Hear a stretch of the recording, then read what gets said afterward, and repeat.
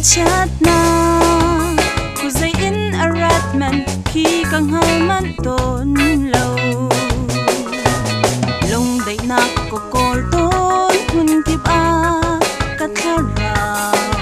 zung zalin kham na ka chau ha mo swal sifa ka tual leo a zang fa na ku zai in arat lai tim han khi ka ruat ban lâu a suno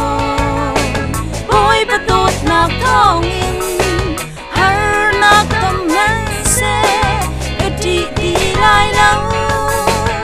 a sung sai piang nang am nak a si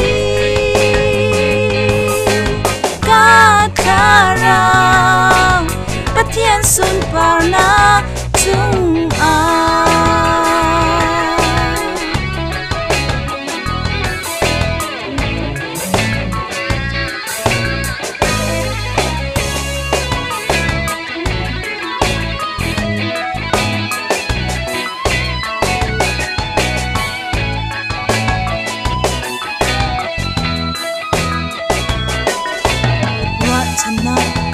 chẳng dung zalin bui ba cha kanuna kachan thaman kadu har satna katan liao a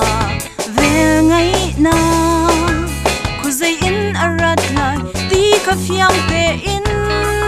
ga ngal a suno boy patot nak thong in har tâm nan se kati ti lai lâu a sung sai piang nam nak a si ka thara